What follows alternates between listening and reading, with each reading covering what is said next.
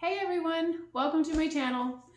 So today I'm getting on here because I wanted to talk about my food storage pantry. Back in March, I turned a hall closet into an overflow food storage pantry.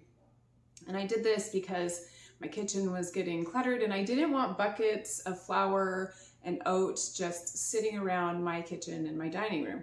So anyway, I just wanted to take you on a little food storage tour to show you what we've put in there since then. Again, this is the overflow pantry. This isn't our main pantry.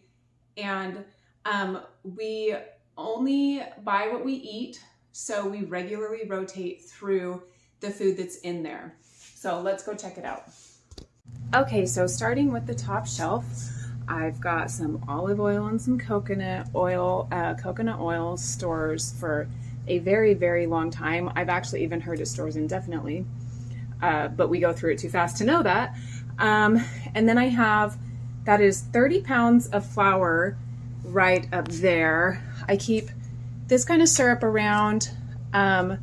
We do use regular maple syrup, but some of my kids like this. And then I also keep this for some of my adult kids as well. Baking soda, we go through a lot of baking soda. I use it for cooking and cleaning. And then I have one son who doesn't like regular oatmeal and likes these packets. So we do keep that. And then down on the second shelf, we go through about one of these containers of peanut butter every week, unless we're out of town. So we do go through a lot of peanut butter. This is just the overflow. I've got more in my kitchen. And then we've got some maple syrup. We go through a lot of maple syrup because I bake with it and I sweeten things with it. And then we also use it for, pancakes. I also keep honey. Again, this is the overflow honey. I do have a guy that's local to me that I can get honey from if he has it available, and he doesn't always. So then I also keep pasta sauce, and that's because I do make it by scratch, but I also like to have this for busier days.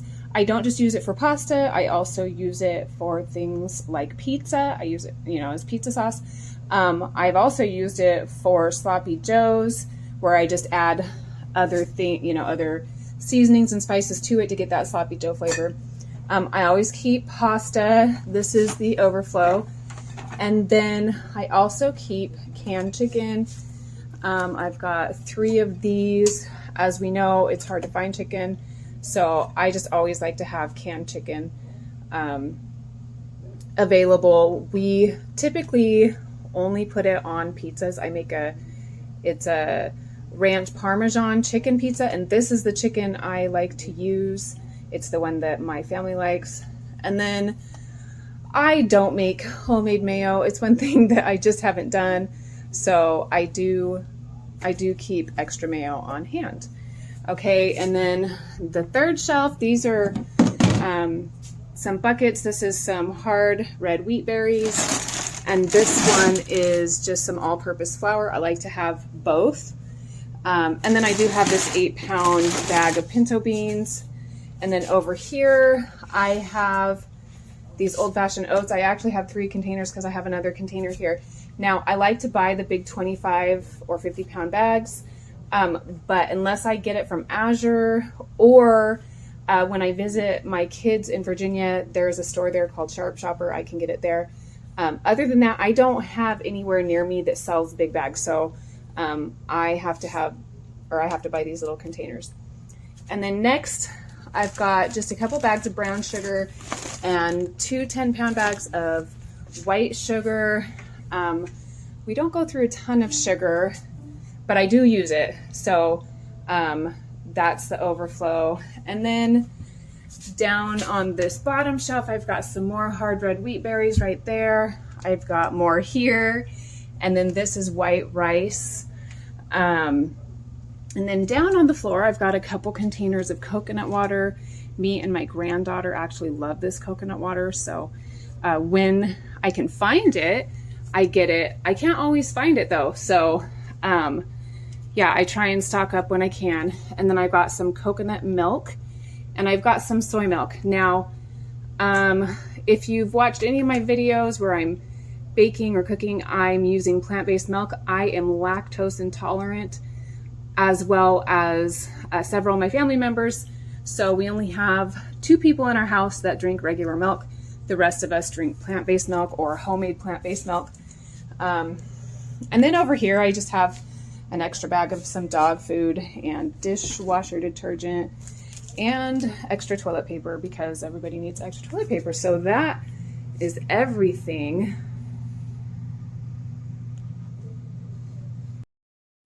So that's it for that pantry. That, again, is not my main pantry. That's the overflow food storage pantry closet. And I'm still stocking up, and I'm constantly rotating and using the food in there. So, but I try and remember to, you know, always add the extra stuff in there. So I'm constantly paying attention to what's in there and focusing on building up food storage in general. I also do take my family's likes and dislikes into consideration, which is why you'll see things, you know, such as pre-made pasta sauce and boxed pasta. I have a daughter who loves pasta. Like, she eats pasta almost daily, and it's just easy for her to go in there and go grab a box of pasta. Not all the food that we eat is perfect. I do make a lot of things by scratch. I make most of our bread. I make most of our meals by scratch. So I'm never worried about, you know, the little bit of processed food that they do eat. And if you're someone who just doesn't have time to, you know, make everything by scratch, maybe you have a really busy work schedule, food is better than no food.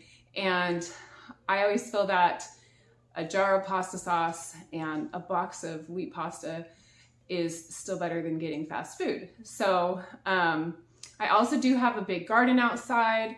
So I'm hoping that I get a lot of produce this summer to eat through the summer and to store up for the winter. I actually haven't been in my big garden more than once since I broke my foot.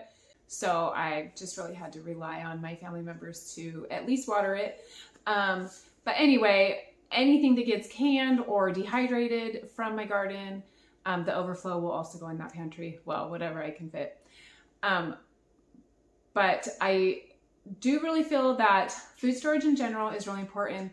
And if you're struggling to find a place in your home, maybe you have a small house or a small apartment, to store extra food. Sorry that my dog's whining in the background. If you have an extra cupboard, if you have an extra drawer, you've heard people say, store your food under your bed. And that's true. Like, that's a good space to put extra food storage anywhere. I have a hutch right here that doesn't go up against the wall, and there's a space that I could actually fit a narrow shelf, and that would be a good place for food storage. So I encourage you to build your food storage. We live in tough times right now. It's really expensive to buy food, and I don't see that that's going to change in the near future.